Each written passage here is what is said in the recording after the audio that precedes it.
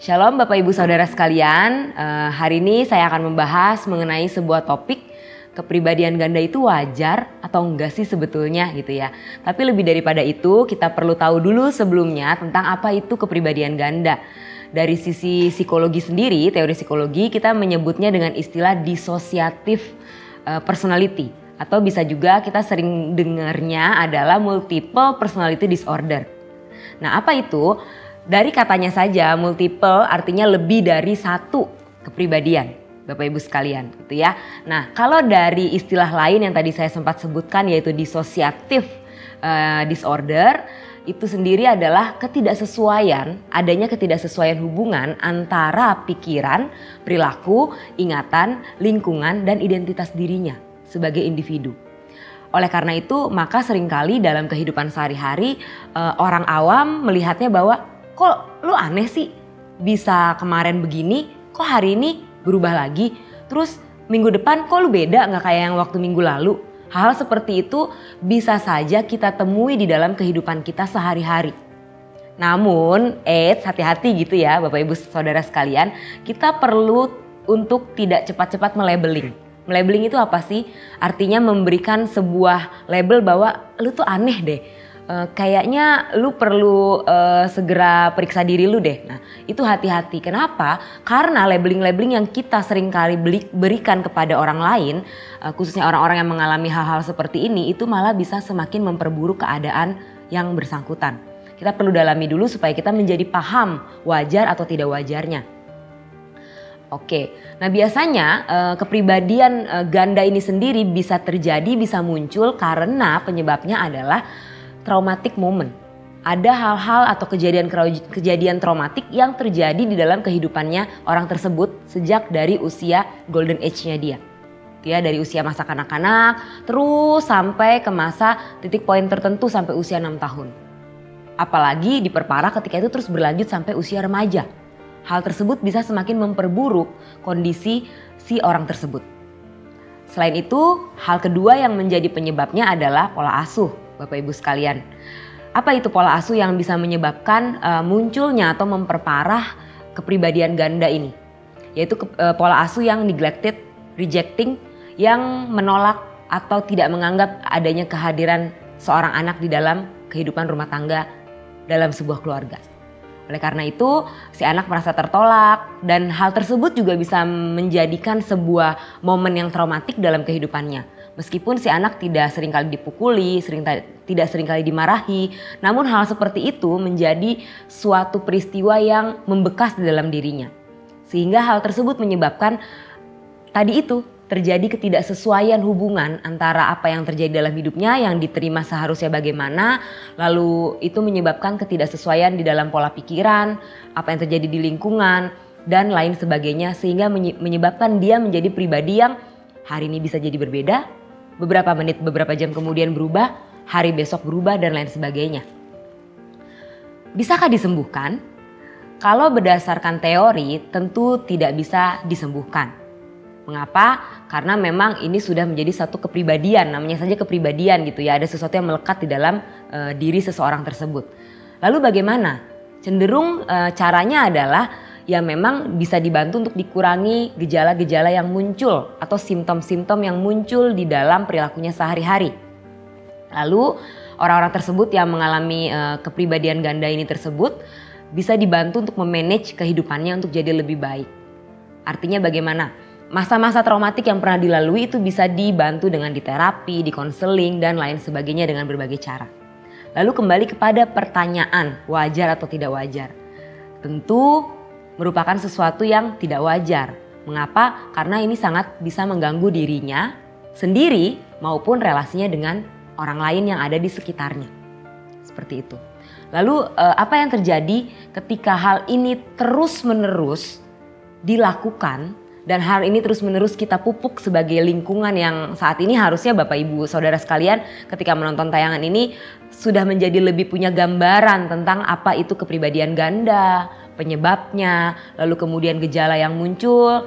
Seperti tadi saya lupa sampaikan ya, gejala yang muncul tuh bisa saja ciri-ciri yang sering kali terjadi adalah kecemasan yang berlebihan. Kemudian pola pikir yang berbeda dari kebanyakan orang yang kita temui. lalu kemudian ada pemikiran-pemikiran tertentu yang ingin bunuh diri, lalu karakter-karakter yang muncul contohnya adalah hari ini dia bisa tiba-tiba bahagia, beberapa saat kemudian dia bisa tiba-tiba sedih. Apa yang dibahas, topik yang dibahas, pembicaraan yang dibahas dengan orang-orang yang punya kepribadian ganda bisa jadi berubah-ubah. Nah, ketika kita sudah mendengar tayangan hari ini, saya berharap Bapak Ibu dan Saudara sekalian menjadi lebih paham. Walaupun tidak mempelajari secara mendalam tentang teori psikologi dan berkaitan dengan kepribadian ganda ini, namun setidaknya sebagai orang awam kita memiliki pemahaman basic, pemahaman dasar mengenai kepribadian ganda itu apa, kita jadi lebih paham. Sehingga ketika kita menjumpai kondisi seperti itu, kita sudah bisa lebih paham bagaimana harus memperlakukan orang-orang yang demikian. Gitu ya. Tadi itu yang tadi saya sebutkan, labeling, hindari labeling. Biar bagaimanapun juga pribadi manusia adalah pribadi yang harus kita hormati, kita hargai dan kita terima. Nah, ketika kita melabeling, ketika kita tidak menerima kondisi yang demikian, kita menjadi salah satu agent untuk menambah luka, menambah peristiwa traumatik di dalam kehidupan orang tersebut. Dan ini bisa menjadi suatu hal yang memperburuk kondisi kepribadian ganda dari si orang yang bersangkutan. Apakah berbahaya? Ya, bisa saja berbahaya. Tapi bisa juga tidak. Bisa juga orang-orang dengan kepribadian ganda ini juga memiliki keinginan untuk juga bisa berubah. Namun kadang-kadang caranya yang mereka tidak pahami. Strateginya yang mereka tidak ketahui. Pernah beberapa kali saya punya klien yang di-refer oleh temannya sendiri begitu ya. Kak bisa minta tolong bantuannya, teman saya ada hari ini ceritanya A, besok ceritanya B, berbeda-beda gitu ya. Saya bingung dengan dia. Oke, akhirnya digali. Dan memang yang bersangkutan punya yang namanya suatu masa lalu, masa kecil yang kurang baik. Di mana memang pola asuh orang tua yang seperti tidak menerima kehadirannya. Berkaitan dengan pola asuh yang saya sampaikan tadi, pola asuh yang neglecting, menolak, mereject gitu ya, kehadiran seorang anak tersebut. Bisa jadi belum tentu keluarga itu memukulinya secara kasar, mengata-ngatai secara kasar. Tapi dengan tidak dianggapnya kehadiran seorang anak di dalam rumah tangga itu bisa menyebabkan si anak juga merasa tidak nyaman dengan keadaan itu dan menjadi peristiwa yang sangat membuatnya trauma. Seperti itu. Lalu apalagi mungkin kita sebagai orang tua kurang menyadari bahwa mendengarkan kok saya mendengarkan kok anak saya bercerita, saya dengerin kok isi hatinya, saya selalu ada waktu kok buat anak-anak saya, misalnya seperti itu, buat anak-anak saya yang remaja, baik itu usia yang kecil maupun yang remaja. Tapi perlu diperhatikan, Bapak Ibu Saudara sekalian, mendengar itu beda tipis dengan mendengarkan, hanya beda 3 huruf K, A, dan N. Tapi maknanya dan dampaknya itu sangat luar biasa. Mendengar itu ya kita bisa sambil main handphone, main laptop, iya kamu cerita aja, mami dengerin kok, papi dengerin kok. Tapi ketika mendengarkan adalah semua handphone kita taruh, semua perkakas lain kita letakkan, kita fokus mendengarkan adalah dengan seksama. Kita benar-benar mendengarkan, memiliki waktu, kita duduk bersama, kita meluangkan waktu kita. Meluangkan ya, bukan memberikan sisa waktu. Artinya ketika dia ada hal-hal yang serius, maka dia bisa merasa diterima dan didengarkan. Meskipun di dalam rumah, dia memang tidak pernah dapat perlakuan kasar. Tapi ketika kita menolak atau tidak menganggap kehadiran dia, sekedar hanya dia bercerita dan kita sibuk mendengar saja tanpa mendengarkan, itu adalah sebuah peristiwa yang bisa membuat si anak juga merasa trauma. Trauma berarti dia tidak merasa diterima. Akibatnya apa? Ini berkaitan dengan bagaimana penerimaan dia juga terhadap dirinya di lingkungan sosialnya.